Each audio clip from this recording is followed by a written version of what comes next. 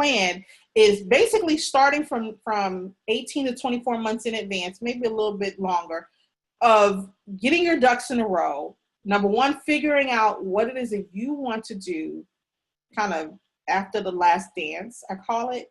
After you've done everything you need to do or you want to do, and you've gotten the company to where you feel it's supposed to be, or even if you want to take it to another level and you know that your limitations won't let you, that's when you start planning on bringing in people who are qualified or who are good enough to step into your shoes and take over the day-to-day or take over certain functions of the business.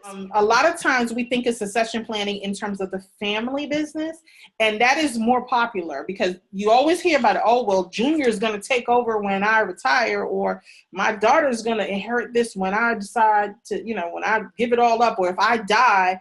I hate to even throw that in there, but if I die, then this is who I want to run the company after it. When you move one person up, it leaves a void. So then you have to go below and move other people up. And then eventually decide to bring somebody from the outside in to fill a gap. So this is why it's important for you to sit down and really map out, we talked about this in module 2, map out your talent strategy and map out who you need to run your business. Not the person themselves, but the type of person that you need. Who do I need for this function? Who do I need for that function? What happens if this person moves up one level? Who moves into that spot? And then how do I backfill what's left open? How am I making sure that every inch of my company is covered? That's what succession planning is. You have to start the conversation soon and early. When you start hiring people, it's always good to start hiring people and really gauging to see if they're there to have a job and a paycheck, or if they really truly believe in your company and it's something that they see themselves staying at for the long term. When I hire people, it's with that in mind. You should always be grooming your people. Please write this down, guys. You should always be grooming your people to move up within the ranks within your company. Always. I don't care if it's a receptionist, a part-time bookkeeper, a social media intern.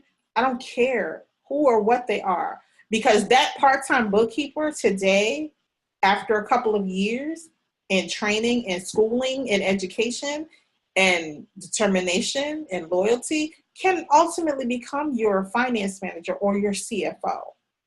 How many times have you heard, look at Jack Welch. Jack Welch started at GE from the mailroom and moved up eventually to chair.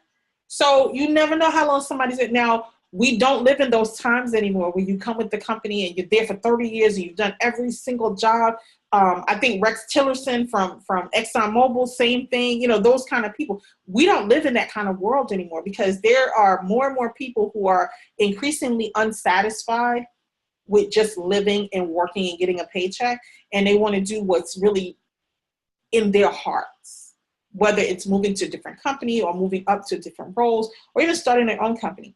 So it's important that you really get to know your candidates as you're talking to them and follow your instinct. And it's hard, you're gonna have to give up a lot. You're gonna have to let go of the reins. That means you're gonna have to be comfortable with other people making decisions. You're gonna have to be comfortable with the person that you chose and make sure that they understand the ramifications of making wrong decisions or impulsive decisions. But you have to be very comfortable that this person can run the shop just as if it's you. Just as if you had never left.